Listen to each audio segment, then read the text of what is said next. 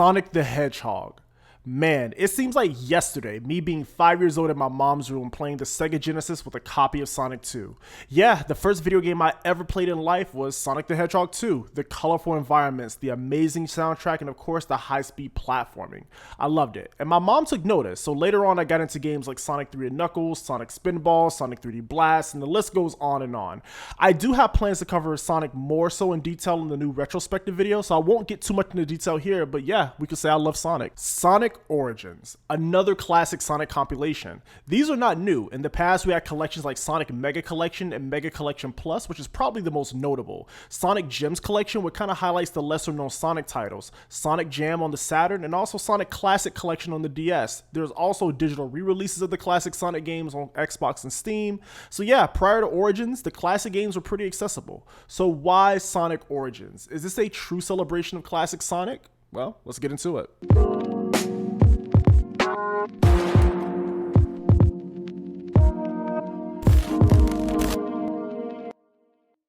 So let's be honest here, Sonic is having quite the resurgence in the mainstream media, mostly due to the release of the movies. I mean, when you look at how successful these movies has been, it's a no-brainer that Sega will want to capitalize on the success of this. So what did we get? A Sonic Colors re-release which has some of the Sonic movie skins. We got tons of merchandise, and now we have a brand new classic collection to bring a whole new generation of players into the games that pretty much made me the gamer that I am today. There were some concern about Sonic Origins due to the pricing structure and how Sega presented the different options on their website, and the fact that they were charging extra for features that should have been in the base game.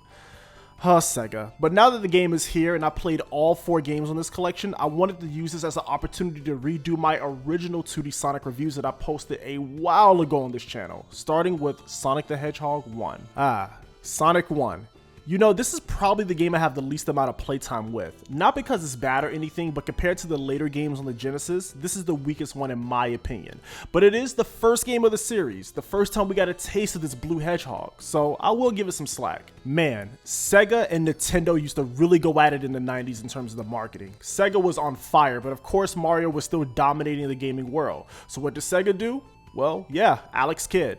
Now, not taking away anything from Alex Kidd, I actually really enjoyed the remake that came out, but that was not enough to tackle Mario and the giant of the gaming industry. So here comes Sonic. Attitude, high speed, colorful, and when you look at Sonic and Mario side by side, you can see why kids would gravitate towards this. Now, the game itself, it starts off on such a high note. Green Hill Zone to this day is still considered one of the best intro video game stages, and the music is iconic. But after Green Hill, the levels are stages like Marble Zone, Labyrinth Zone, I'm not a big fan of. You also have these special stages. Have 50 rings and jump into the giant ring at the end. And yeah, not a huge fan of these stages either, but if you collect all the emeralds, you get the best ending of the game. So it's all good. You fight Eggman in as many different inventions at the end of each zone, so yeah, pretty fun.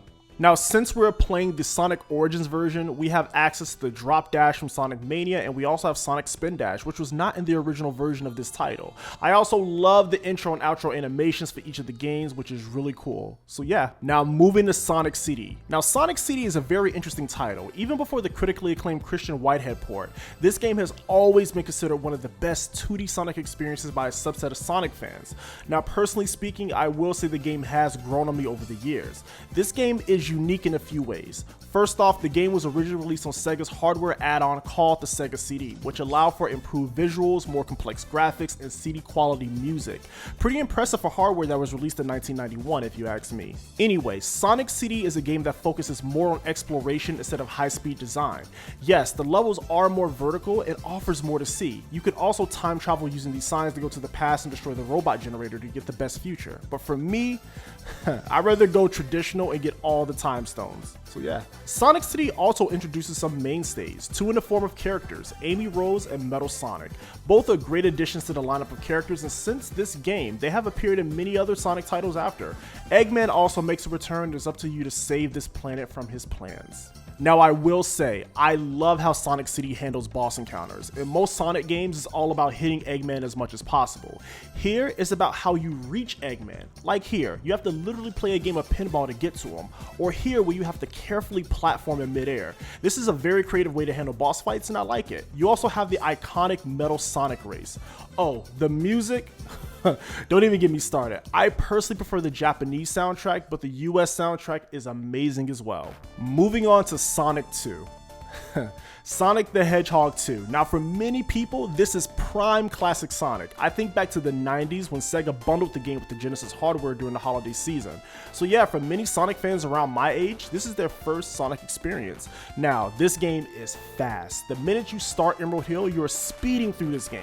Now, this is how Sonic 1 should have played. We're also introduced to Sonic's longtime partner, Tails, who was a perfect companion for Sonic.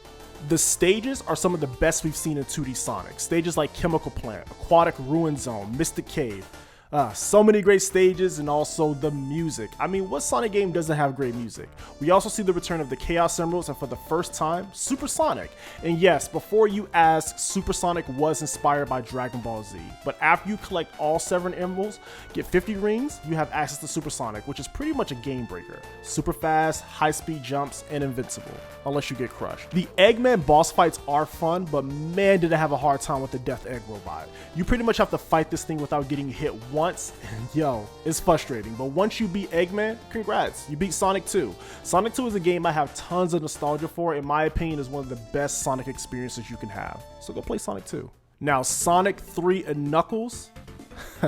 I will say this right now. Not only do I personally feel this is the best Sonic ever, but it's one of the best games of all time. Where do I even start? Okay, first off, we have the introduction to many people's favorite character, Knuckles. This game has a massive sense of scope, with the story being told and the level transitions. A killer soundtrack, and no, not the soundtrack from the Origins collection. No, I'm not even going to get into the whole Michael Jackson talk here, but I recommend you YouTube the original Sonic 3 soundtrack and the backstory if you're interested. Sonic 3 also has my favorite special stages, Blue Sphere, and also you have 2 Sonic transformations, Supersonic and Hypersonic. Hypersonic is broken, seizure-inducing screen nukes after images when you run, super fast. No wonder we never seen this form ever again. But yeah, Sonic 3 and Knuckles is a pretty long game and the longest game in this collection, so take your time and enjoy this one. It's one hell of a ride. So that pretty much covers all the games in this collection. Now, Sonic Origins does offer extra content in the form of videos, official and concept art, and also a mission mode, little bite-sized challenges within each game feature. Pretty cool. I kinda wish Sega would have included games like Sonic Spinball, Knuckles Chaotix, the Game Gear games, but maybe we'll get them in a later collection. Who knows? Overall, I know Sonic Origins gets tons of hate, but as a longtime Sonic fan, I really enjoyed this collection. If you never played the classic games, this is a fantastic way to get into the Sonic series and a great way to experience the games that made us all fans. Well, some of us, the old heads at least. Thank you all for watching, and I'll see you next time.